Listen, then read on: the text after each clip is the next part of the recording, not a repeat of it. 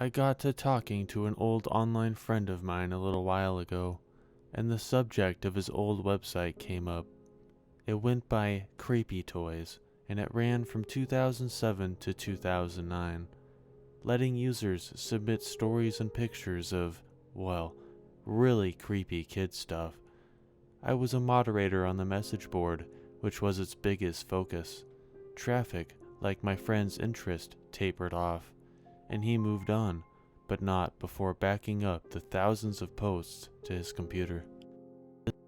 Now, this forum software was old and crappy freeware, and user postings were only recorded by IP address, so all names in regards to their posts have been lost, other than ours of course. He sent me a copy of the backups, and I'm going through them, as much as it strains my eyes after a while. One story in particular, which I vaguely remembered, stood out for a reason I will explain at the end. The original poster evidently got hold of someone's personal writings, or simply had it forwarded to them from another source. Without going into further detail, the following is the post, all cleaned up. My therapist asked me to start writing a journal, or maybe a recollection of past events, whatever I thought was best. A few years ago, I would have thought that writing down my feelings and thoughts was pointless, as would be seeing a therapist in the first place. I thought I got a handle of things on my own, during the macho act of not asking for outside help. I guess things changed when I saw an old friend a month ago, and every explanation and excuse I had come up with and made into my personal reality was thrown out the window. There was a sense of vindication after I left that friend's house, but it came with a dreaded truth. I've never told this story to anyone outside of my childhood friends, and through my accounts to the local police who had me repeat it over and over. But only one of us was actually there when it happened, the only one who really saw it. I've never liked talking about myself, but Dr. Strauss said that doing so would be cathartic, a release that I needed to have for any chance of further progression. Before I started my sessions, I would have never bothered. It was only recently that I put things together and accepted the facts of that day. It was 15 years ago, the summer of 1998. I had just graduated middle school and was glad to be getting out of that hellhole, as were a few of my other friends, of course. We didn't all go to the same school or were in the same grade, but we all lived in the same neighborhood. It was a nice enough place not too far from the water's ports or harbors in Pensacola, Florida, a city tucked in the northwest of the state, right by the Alabama and Georgia borders. As you might imagine, the summer was hot and muggy, and the town didn't have too many attractions for kids, so we spent a lot of time playing video games or going outside to look for something to do, often inventing sports or stupid brutish games. We were a group of 6 boys when we all got together. Our parents all knew each other for the most part, and despite a few rivalries and fights amongst us over the years, we all got along pretty well, all growing up within 1 mile of another. I don't want to say too much about them, because we've all broken apart over the years, and I don't know where we've all ended up, or how we've dealt with what happened. The last thing I'd want to do here is have this story somehow go public and get big, and then some reporter goes out tracking us down and opening up old wounds that some of us might have healed by now. Anyway, here are the first names and some overly generalized descriptions of their personalities. Just please remember that these were actual people, not cartoon characters, when whatever douchebag gets a hold of this journal and decides to make a TV movie out of it. I guess I've become a little too paranoid over the years. First, there's me, Justin. You'll find out enough about me through this story, so I won't bother sharing anything about myself here. Brian was our group's only black kid, and he was always fairly mellow, just kinda followed us around wherever with a few hesitations. I don't know his parents well, but they must have raised him something proper. The few times we went out to be little teenage bastards, he would always watch us, never knocking over garbage cans or vandalizing or anything. Not that any of that was ever my idea. No, those boredom-killing brain farts were strictly externalized from Devin. He looked like a bully, but he was never actually mean to anybody, as bossy as he could be. He was the biggest of the group, but not terribly overweight. I think he must have had ADHD growing up because he was always getting into trouble, often dragging us right down with him. And then there's Gilbert. I swear to God that was his name, and yes, he caught a lot of flack for it. He was the nerdy one, the only kid with glasses, but he was damn smart and overly technical for his age.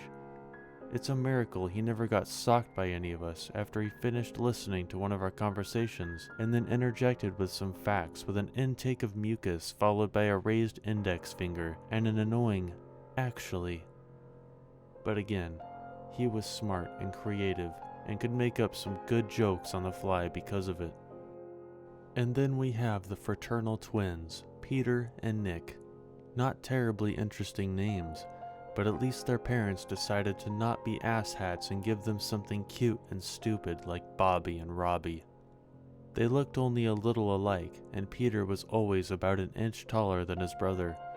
They both had dirty blonde hair and matching blue eyes, but that was where the similarities ended. Peter was energetic and into sports, but he was also a bit of a loudmouth. Nick was pretty quiet, and he never seemed to be good at anything we tried other than video games. He could kick our collective asses in most any genre. I was always a casual gamer, preferring to spend my time outside and only rent games from the nearby video library. But I did have several systems. Nick was the one among us who was always subscribed to several gaming magazines, and he was typically the kid to introduce us to the latest hot title. From the day it came out and we all went to the twins' house to play it, we had all been addicted for the past year to GoldenEye for the Nintendo 64. It was a hot title back then, the talk of the class's guys whenever the topic of video games came up. Playing it automatically made you cool. The game led to many late-night sleepovers, sometimes lasting until the first morning light in the summer. We played other things, of course, mostly Mortal Kombat and Mario Kart. But the epic James Bond shooter was the crown jewel. 4-player games were awesome. 10 minutes of shooting each other in the face and being blown up with mines and rocket launchers. The 2 lowest scoring players would trade with the 2 spectators of the previous game, and those watching for a round would usually go scrounge for soda and snacks. Those were good times for us, and sharing the game together put a few inventive thoughts into my mind for a new game of our own. We still had to do something during the daylight hours that we would rather spend outside. After I threw out the idea of a real-life first-person shooter, we quickly came up with the idea of a game simply called Guns. The name really showed how creative we could be. It started as an advanced game of hide and seek. After a few free-for-all rounds, we found splitting into 2 or sometimes even 3 teams was more fun. This sounds kind of lame, I know, but the game's origins had us running and hiding and setting up ambushes along the 3 main blocks of the neighborhood.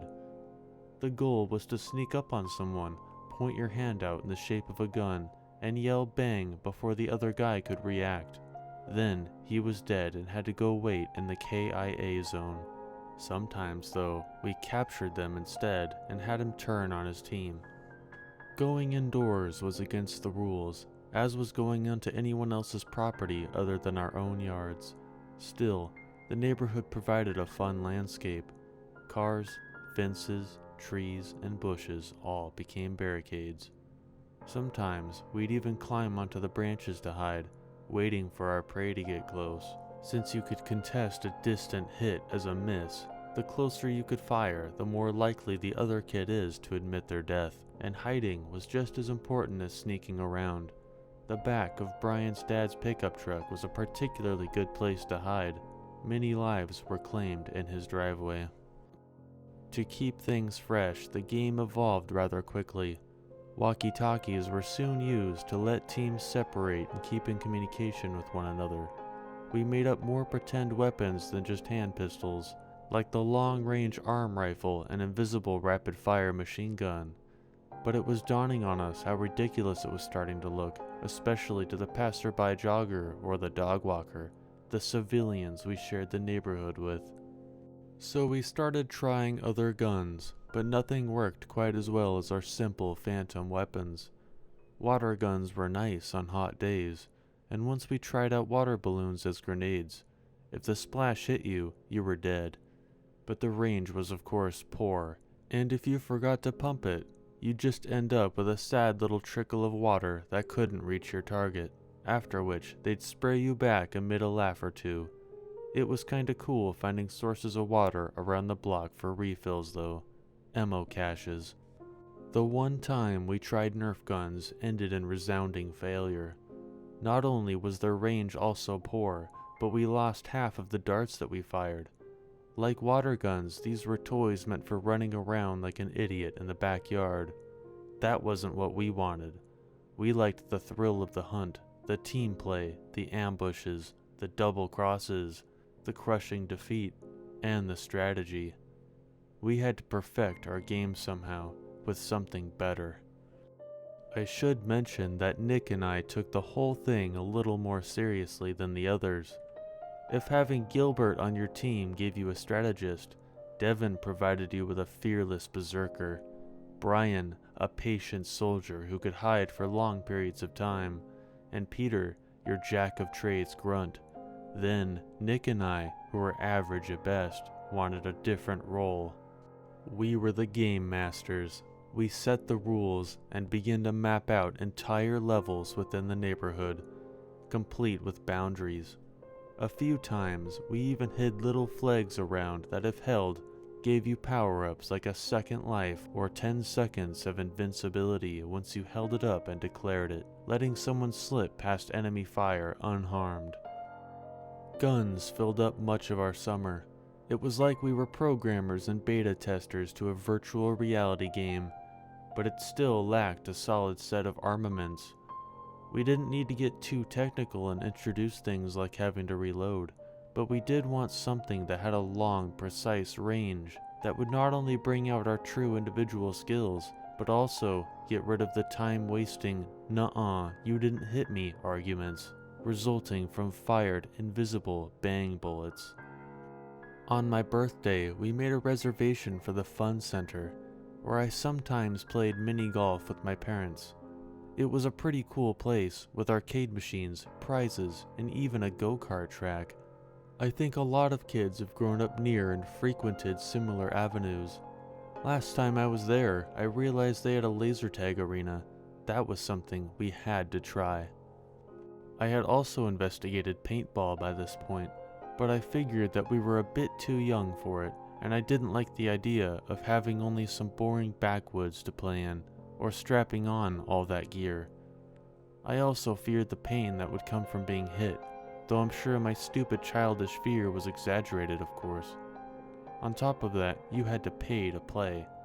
We liked our freedom to play for however long we wanted in our neighborhood, as crappy as our gear was. But I figured laser tag was worth a try, and it wasn't that costly. I walked out of our 15-minute session disappointed. It wasn't terrible by any means, but I expected much more. The indoor arena was made up of crappy plywood forts and was lit with black lights and glowing star stickers. The obnoxiously loud techno music really removed the element of strategy, since we couldn't even hear ourselves talk, much less listen to our enemies' footsteps in the small arena.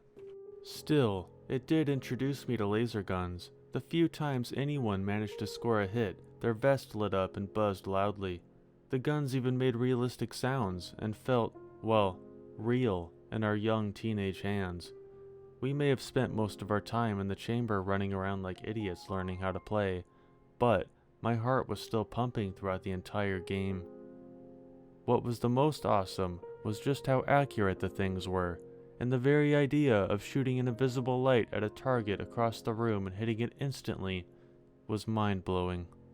Now would be a good time to emphasize that none of us were gun nuts. I don't think any of our parents even owned any. And out of the 6 of us, only Gilbert, somewhat ironically, joined the military. Though I don't think it was in a position where he actually had to hold a weapon. It was just a phase for us, another cool thing that would have run its course eventually. However long guns might have fulfilled our needs, we knew it was always going to be fun while it lasted. I was an only child. The other 5 all had at least one sibling, and that meant that I relied on my friends for human contact, and my parents spoiled me, Dad especially. I wasn't some needy little tool who had to have the newest thing and a lot of it. I could restrain myself, but it always seemed that when the time came that I did ask for something, my dad would give it to me in spades. Like no expense was too great, and he was always eager to please. I wanted my own set of laser guns to surprise the guys with, so one Friday night we headed to Target to see what we could find. It took some looking in their big old toy section, since I wasn't sure what aisle the guns would be in, but sure enough, they had exactly what I was looking for in stock. On the shelves in the back wall past the aisle with micro machines was a brightly colored box with some stupid happy boys on it, one of them holding a comically oversized gun, the other smiling idiotically as he was shot in the back. I was already sold. The toys were called Laser Challenge and were expensive, maybe $40 each, but Dad was happy that I was so earnestly excited about these things. I didn't even know they existed before we went looking, figuring that Lasertag guns might have been restricted to places like the Fun Center. He bought 4 sets, each of us carrying 2 boxes up to checkout. The problem was that they only had 4 in stock, 4 groups of guns, vests, and backpacks total. He knew as well as I did that I needed 2 more sets if all 6 of us would be playing.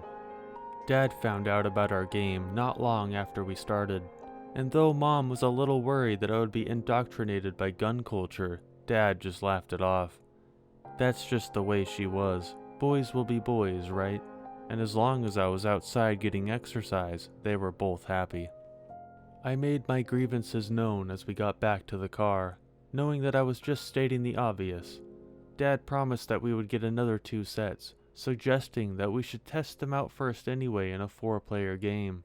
He was nice enough to buy them for me in the first place, so I ended up agreeing with him. 2 of the boys would just have to set out the first few games, or maybe act as unarmed scouts or spies. But on the way home, we saw the local Goodwill store. Dad and I traded glances, each knowing what the other was thinking. Mom got some of her dresses from the store, and Dad would bring home quirky little handmade things whenever he stopped by. But I never found much of interest there, and I didn't like the idea of secondhand stuff. Despite that, I knew it was worth a look. Maybe they even had another set or 2 for cheap. It was late by then, near closing time from what I remember, and the checkout lines were filled with shoppers, many of them mothers with bored kids, their arms full of worn and faded clothing. Just for fun, I checked out the video games section first, but most of the games were still from the last generation. Since they weren't what I was here for anyway, I hurriedly guided my dad to the back where the used toys were. I always hated the smell there, the one of mildew and dirty diapers, so I didn't want to stay for long. We looked around for a bit, but the toy section was so small that much of its space was intruded upon by old VCRs and crappy televisions playing Disney movies on a loop. It became obvious that our search would be fruitless, but again, I wasn't too disappointed.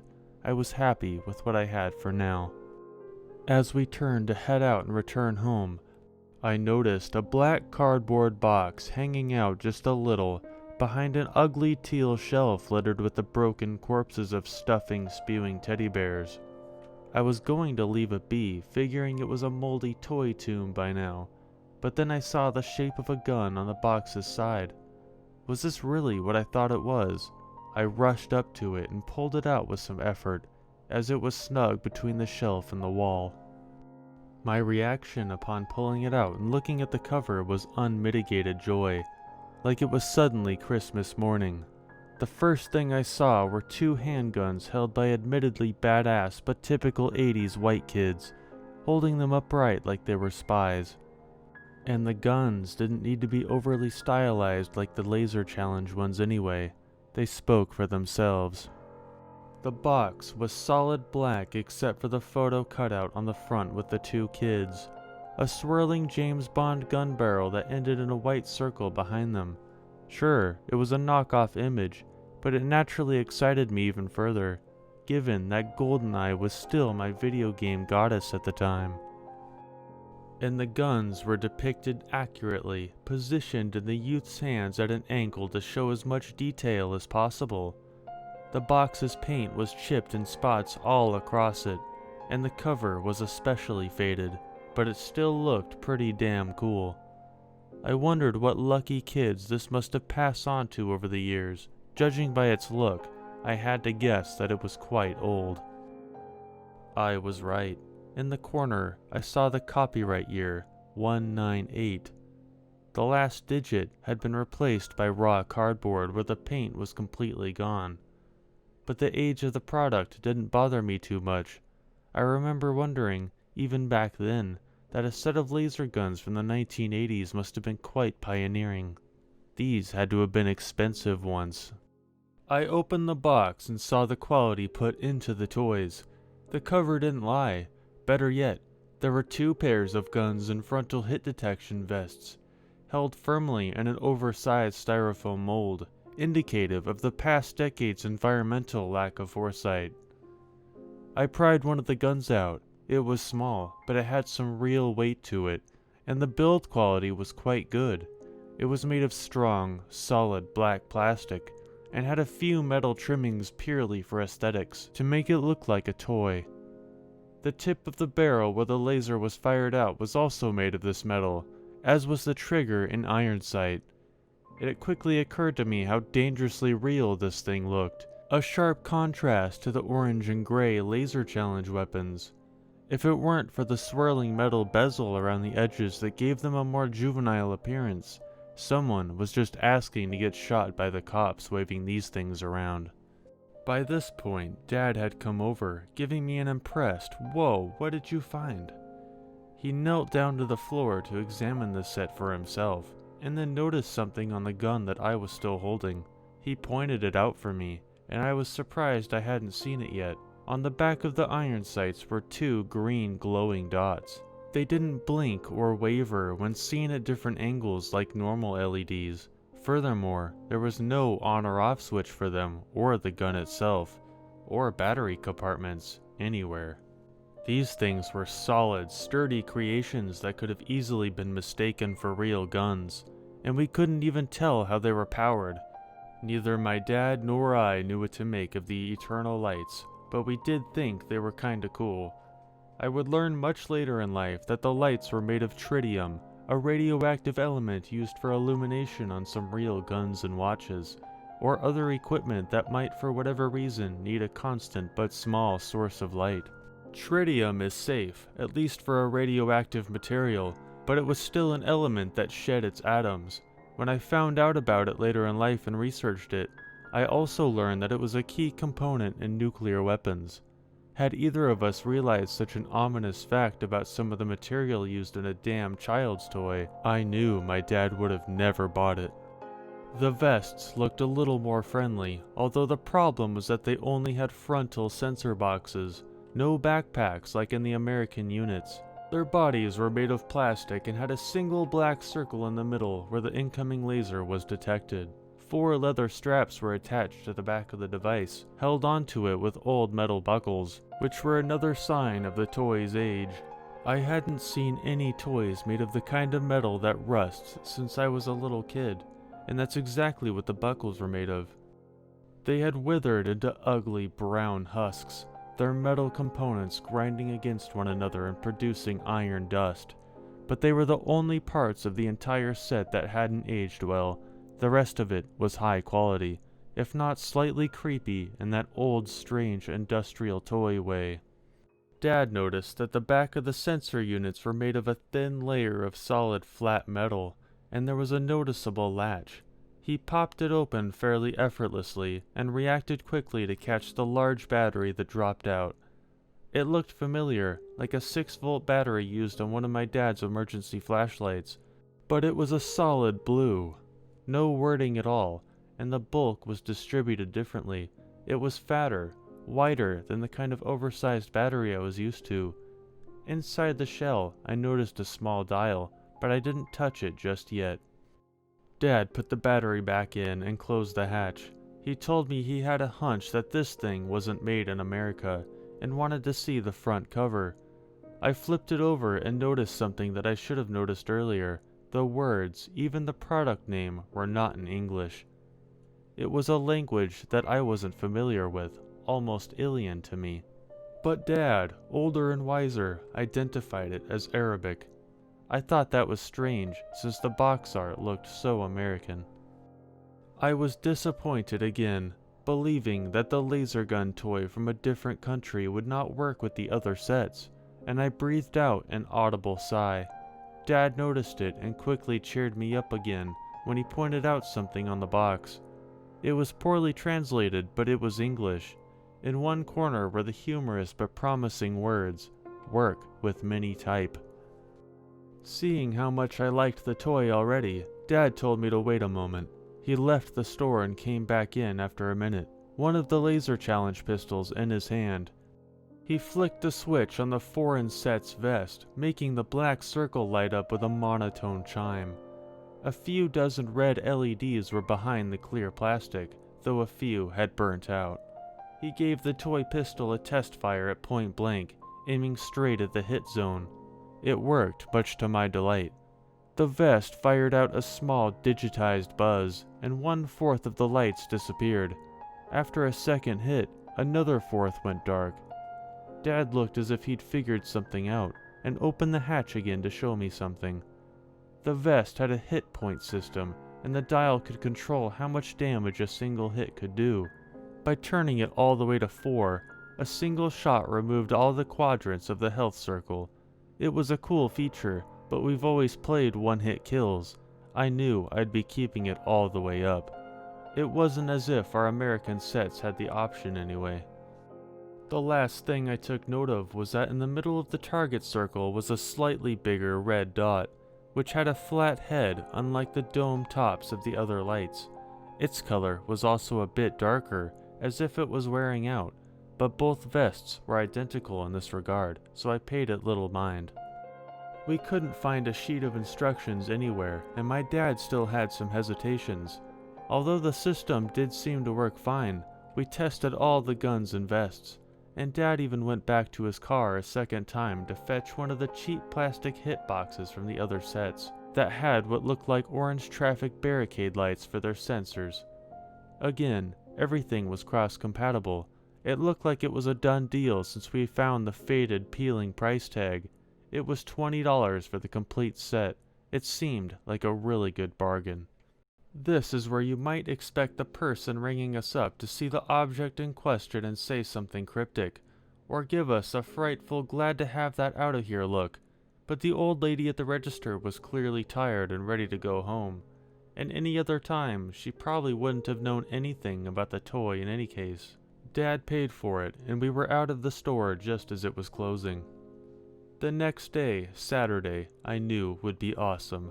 When the gang got together at the twins' house after lunch, I revealed the sets, and they were excited by the whole idea of having our own laser guns. The foreign sets, of course, took the spotlight over the regular American ones. Brian suggested we do some rock, paper, scissors to see who would get to use them. But after a debate, in the end I claimed one of them, having been the one to find them. We had to compensate a bit since the foreigns didn't have backpack units, making sneak attacks from the rear impossible on its wearers. This would be a huge disadvantage to the others, so we simply kept the American set's rear hit packs inside. It was sort of lame only being able to land an official hit on someone's front side, which meant waiting for them to simply turn around to actually kill them if you were stalking them from behind, but we would deal with it. Nick was a little offended at first after I explained the reason he should get the other. He usually died first, the most often, and was a lousy shot, quite an accomplishment considering the accuracy of imagined slugs. But his brother Peter agreed with the handicap, and with that we were off for a day of team death matches around the neighborhood. Gil and Brian were in my team the first time, and we kicked ass with a solid score of 3-0. After that, I took Nick and Devin, so both the old sets were on a single team. Devin got taken down, but Nick and I were untouched by a long-range ambush that took place on one of the block's curves. That was the first indication that these old sets really were of higher quality, or at least more powerful than the others. While Devin shot 3 or 4 times before he was hit, none of them made impact on Peter, Brian, and Gil, but the guns that Nick and I had took out the entire team, one right after the other after we took a second to steady our aim. After a third game, we realized that having 2 boys with the old sets on one team gave them an unfair disadvantage. Having skimmed the manual for the American toys, I remembered reading how sunlight could interfere with the laser. That made sense, but it seemed like the advertised 200 feet range was also a lie in the first place, as Gil reported that he had to get within about 50 feet to land a hit with his gray plastic gun. The black ones, however, worked just fine.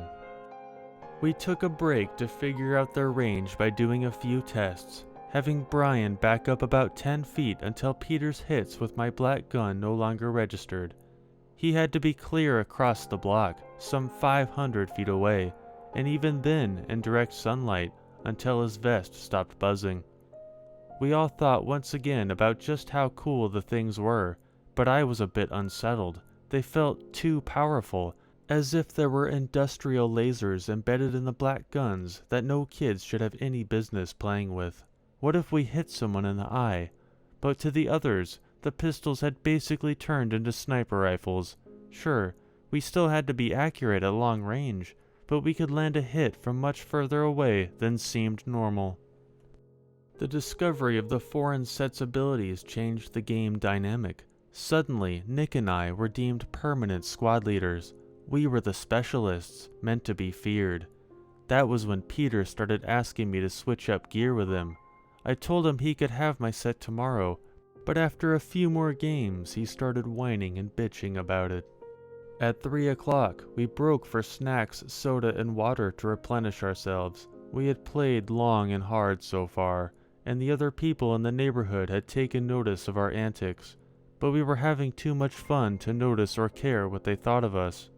Being a nice guy, I relented and told Peter he could have my set for the next round of games that would last until we called it an evening. He had the best aim, and a maniacal little grin spread over his face as he no doubt wondered what it would be like to pull off miracle shots as a professional sniper could. The thing was, though, Nick and I couldn't get the vests off. We tried everything, but the buckles were oddly configured little bastards. We couldn't even tell if we were pressing the right thing down on them, or if we had to wiggle them a certain way, or if it was the friction caused by the rust that locked them in place. We eventually gave up and had our indoor snack break with them still on, looking like dorks, somewhat to the amusement of the others. Even though I couldn't get my vest off, I still traded guns with Peter. That seemed good enough for him. Holding the cheap gray plastic gun in my hand, I knew it would take a little while to get used to its limitations. As the day wore on and cooled a bit with the setting sun, I started taking my first hits without the advantage of longer range, and I really began to take notice of the strange quirks of the vest. For one, it was uncomfortable. The leather straps that went over my shoulders and around my stomach would have been comfortable if they weren't so tight. On top of this, the metal plate on the backside of the hit detection unit, pressed tightly against the skin, was cold, never warming to body temperature. Also, once I took a hit for the first time, I could feel a small tingle of electricity come from the back plate. It was really small, however, less than that of a static shock. I didn't even notice it most of the time, but it was there. I couldn't tell if it was deliberate, like some sort of failing impact feedback, or more like something bigger, being contained but leaking out ever so slightly each time a laser strand was close enough to be detected by the circle in front. But the oddest thing of all were the power lines nearby. They were old and buzzed often in cycles, but whenever I drew near them, they seemed to buzz louder, or started buzzing if they were quiet. I had learned about electrical fields in science class last year in middle school, and thought that something in the hitbox might have been causing some sort of interference. But I didn't really think about how powerful the battery would have to be to do such a thing. I did, however, begin to feel unsafe hauling it around. And thinking back, I suddenly remembered the moment my dad had turned it on for the first time, in the store. I thought nothing of it back then, but when he did that, the fluorescent light above us flickered just briefly. I had grown up with a fear of electricity. Outlets had always scared the crap out of me as a kid, as if simply touching any part of it would electrocute me. A gut feeling told me something was wrong with this toy. I now wish I had said something, or called off the game completely. After the first game following snacks, when I let the other team use both of the black guns and we got creamed, Peter gave us his brother Nick to even the score. He joined Devin and I, and after the 60-second countdown that was used to get the teams separated, we headed out, deciding to go on patrol instead of making a base this time, as Devin never liked to sit around and wait for the opposition to find us. Peter's team must have been doing a good job at hiding because we still couldn't find them after 2 sweeps of the block. We looked behind every one of our houses, covered the adjacent block, and still found no sign of them. It was a good idea to separate the team a bit so it wasn't taken down in a single ambush, but I always hated breaking up completely and going on patrol alone.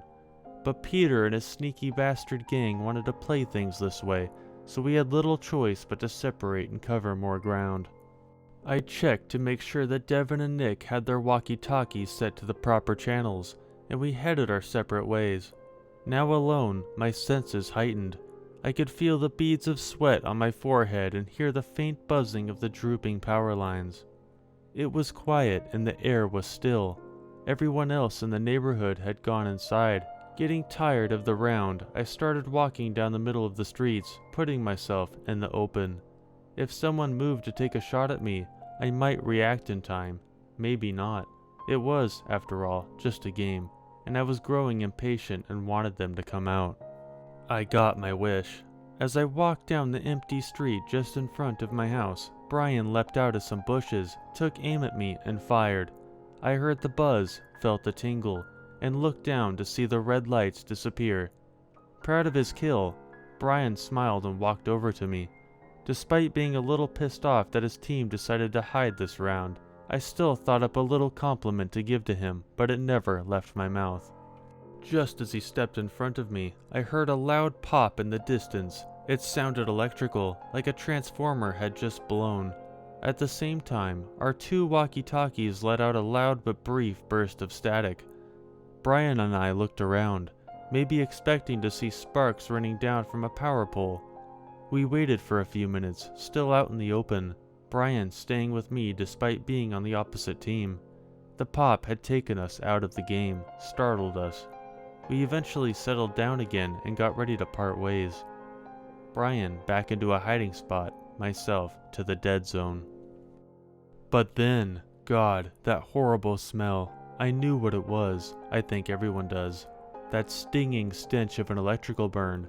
It's similar to dust burning off in a heater, but whereas that aroma is almost pleasant in a way, an electrical burn is a threatening smell you never want to experience. The last time I had was when our microwave practically exploded last year, which was unpleasant to say the least.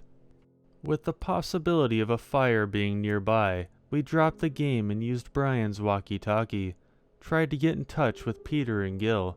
We got no response the first few times we tried to contact them, but on the 5th try, some feedback suggested that someone on the other end was holding down the transponder button. No one on the other end spoke, but we still heard something. Brian had to turn up the volume all the way to hear it. Faint sobbing. Worried for our friends, we ran off together, scouring the neighborhood. It took us 10 minutes to see Devin, who had spotted us first and waved us down from the edge of the borderline of the playing field. the farthest possible sidewalk on the last block of the neighborhood. Stepping out onto the road from it made you dead, at least if anyone else were to see you do it. We rushed over to him and saw Gil examining this sharp incline by the side of the road, where a storm drain feeds runoff water down a ditch-like area that was often muddy. It was also overgrown with weeds and vines that climbed up the nearby cedar trees, which condensed into an ugly little forest typically occupied by drunks and garbage. For reasons we never really understood, this area on the edge of our battlefield was Nick's favorite hiding spot. He would sometimes still be in the ditch, eyes peeking out at street level, after the entire opposing team was already dead. Next to Gil was Peter, in a way I had never seen him before. He was in a state of shock, rocking back and forth very gently in a fetal position. I asked everyone what had happened, but Gil wasn't around at the time and knew nothing about it. Peter had yet to say a word. Nick was nowhere in sight. I tried to coax an answer from Peter, but he just looked back at me with saucer eyes. When I started shaking him and demanded to know what had happened, he murmured something, but it was so quiet he might as well have just mouthed it silently. To this day, however, the closest thing I can think of as to what he said would be, "I saw him. I shot him." My stomach dropped. Peter didn't give me a straight answer, but I still had a deep and increasing worry that something terrible had happened to Nick. That maybe the hitbox had electrocuted him. It was morbid, but that's the conclusion my mind instantly leapt to. Gil, Brian, Devin, and I searched the area, sinking into the mud on occasion. I sniffed the air, smelling the electrical burn again. Every second that passed by that we didn't find Nick in pain or worse was a small relief. But we didn't find a trace of him at all, until we started heading back to Peter. Hidden in some of the overgrowth on the incline, their red color now distinguishable in the grass. They were Nick's shoes. Gil looked at them closer, but when he tried to pick them up, Peter suddenly shouted, "Don't touch them!" Gil abided by the request. Panic overtook the four of us that were still in reality, and we quickly ran to Devin's house, the closest to our current position, and told his parents. They finally called the police when we managed to convince them that we were not pulling a prank, and we really couldn't find Nick. The rest of the day was hell, but at least it went by quickly. The police arrived, as did everyone's parents.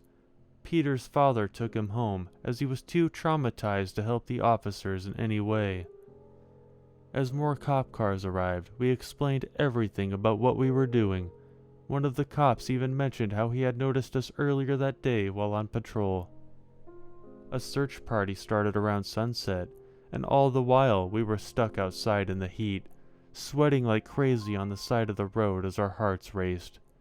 The police had little to go on, and no witnesses other than Peter, who they knew they would need to talk to right away.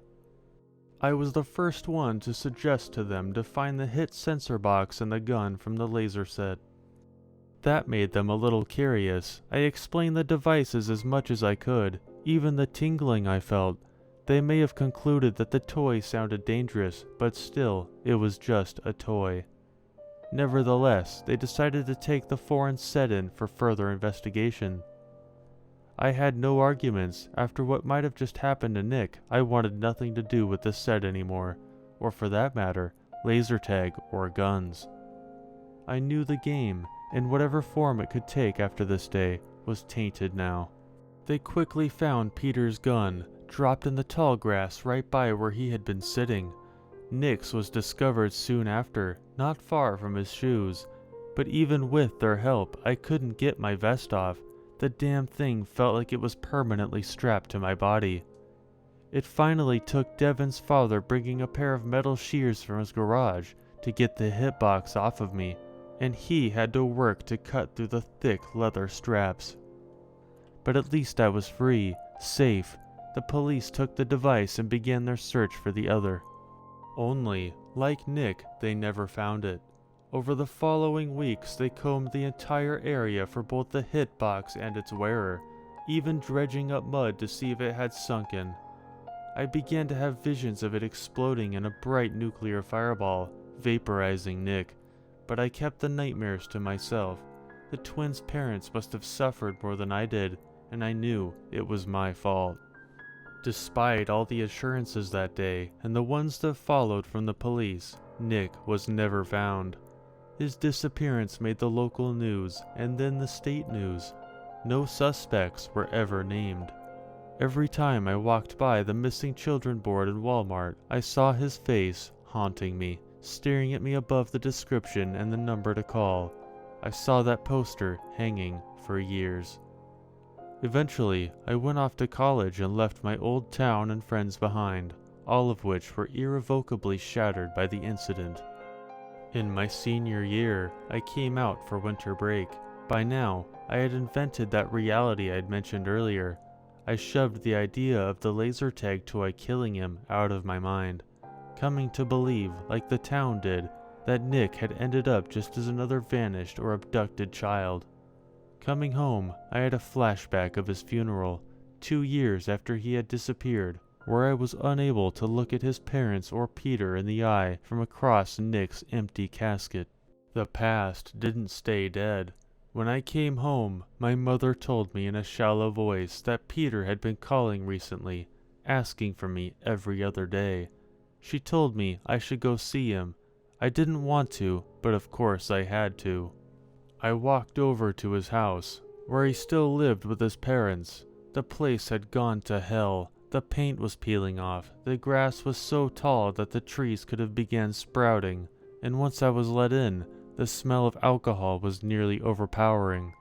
With as much motivation as a zombie, Peter's dad rejoined his wife on the couch, where they both lifelessly watched the television. Even 8 years later, Nick's death had left a scar on the household.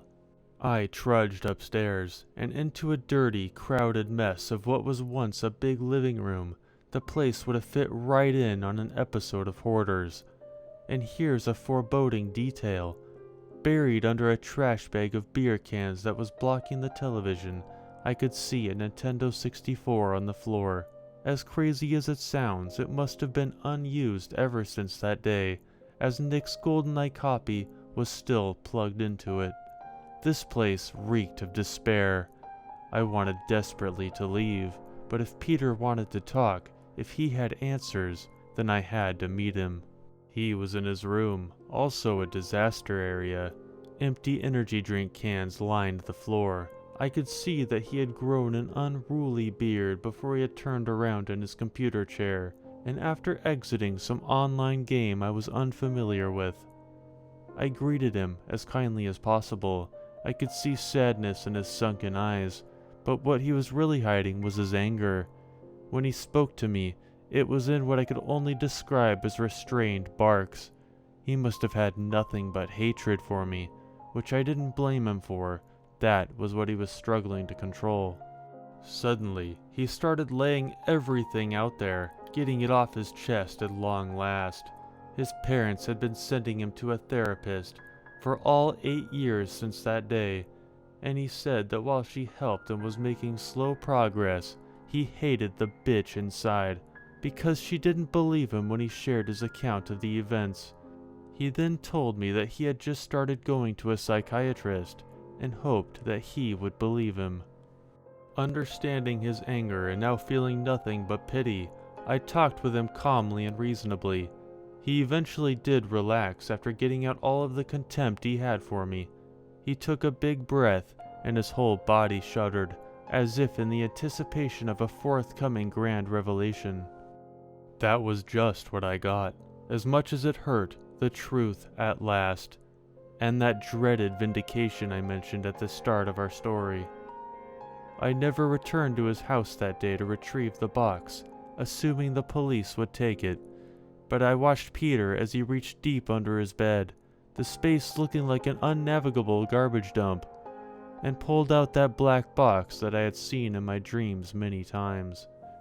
He took off the rotted, moist cover, a smell of mold exploding from the inside. But it was what he took out of the box that made me truly sick to my stomach.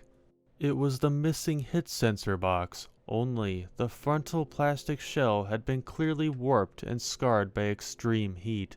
It had partially melted over the black circle in the middle, and the leather straps were charred. Holding back vomit, Peter almost gleefully flipped the device over, as if in his damaged mind I was supposed to like what he was showing me. The metal back had mostly survived intact, but there was a large dent in the middle where it made contact with the battery. The hinge, however, no longer locked in place, and the back plate swung open freely to reveal the interior of the shell. There was no sign of the battery itself. Its compartment was a solid black, and there seemed to be dried remnants of battery acid. I could only surmise that the battery had exploded in its entirety. However much energy it had inside must have been incredibly lethal. "Justin," Peter suddenly shouted at me, snapping me out of my dazed, sickly stupor. He then proceeded to call me an idiot repeatedly for not reading the instructions.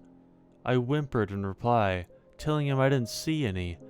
In one broad stroke, Peter tore out the styrofoam, which I noticed had already been broken into several pieces.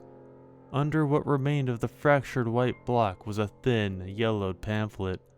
The guns were printed in black and white on the cover. Now, both terrifying and racking me with guilt, he began to shove the moldy instruction book in my face, thrusting it until it was a few inches in front of my eyes. Each time he turned a page as he yelled at me to read it. Although I was shaking, I tried my best to do so. Most of the instructions were in Arabic, but there were little warning boxes labeled with an exclamation point and a triangle that were in multiple languages. Every page had an image of proper use, the boys from the box cover demonstrating various ways of hitting each other with the lasers, or simply showing how to attach the equipment. Other than a few instances of the radioactive trefoil symbol, the warnings seemed innocuous at first. Don't aim at the eyes, take a break when playing, and don't use it in the rain. I told Peter I didn't understand what went wrong.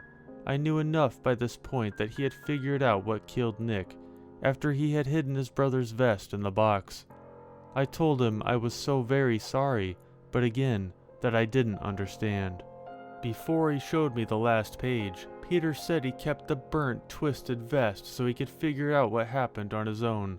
Maybe he thought the police wouldn't be able to. I can't hope to know. Calmer now, he turned to the last page and handed me the book. My stomach churned again. The warning was simple, and like the rest of the product, very poorly translated. Danger, critical hit zone. These words were under a diagram of the black hit circle, where an arrow pointed to that small center light, and there was a descriptive image of one of the boys shooting the other. A demonic smile and a look of victory on his face as he so happily sent the other boy from the box cover into oblivion. The other boy, who was screaming out of raw pain and terror as his vest exploded and his body turned into fine particles of ash. But Peter wasn't done. He had one last thing to show me. As he reached for the top of the bookcase in his room, I noticed the faint scratch marks on the metal backing of the destroyed hitbox. It looked like someone had taken a screwdriver to it in order to violently scrape something off. Peter showed me a small corked plastic vial that he had taken off his shelf. Inside was a solid black gathering of what appears to be soot. He gave me a sickening smile and told me, "It's been a long time since you've seen Nick, hasn't it? Say hi to Nick." I felt myself heave and hit the floor, but nothing came up. My mind scrambled, trying to accept what I had just seen and was told. To imagine the fear, the pain, as my friend burnt up into ash, so small that it blew away in a light wind, killed by his own brother, Eagle Eye Peter, who had scored a critical hit. Before I turned and ran out of the house, Peter, holding what was left of his twin brother, had some advice. "I'd see a therapist, Justin. It will help." There, I got it all out. Are you happy, Dr. Strauss? Whether or not anyone hears this story, I don't care anymore. Maybe, in time, recording what happened really will help me. I don't know. What I do know is that for an entire day, I carried around what I assumed to be some sick toy maker's idea of a fun game for the kids, a walking time bomb waiting for a bullseye hit. How all of its previous owners managed to miss, I have no idea. If you decide to hunt down another set for some sick dark fantasy, and you're stupid enough to buy it after hearing this story, try not to play with anyone whose shot is worth a damn. There was no telling what was real or what was made up on Creepy Toys forums where this story originated. I think that when I first read the post, I dismissed it as another made-up story, but I did kind of like the Cold War industrial atomic toy aspect of it. It turns out that someone posted a reply to this story that I never saw originally, made just hours before the forum was permanently shut down. I don't think many, if any, members saw this post before the site no longer existed, but the following is the contents of that post. Hello, I am posting from Poland. I have a good grasp of English. The box you describe sounds like one I saw in a neighbor's attic. He was a collector of strange things. His box was in very good condition with a year of 1986. It still had the original instructions, and I too have seen the image of the boy shooting the other, blowing him up. What a terrifying child toy. It's impossible to say who made it, as there's no company name on the box, so it would also be very difficult to find how many were made. The language on the box and most of the instructions is certainly Belarusian. I wish I could tell you more about the product, but sadly, even as a collector, his box is missing the actual weapons and vests. How strange that a full set would make it all the way to a thrift store in America. I hope therapy gets you through this time in your life. Take care.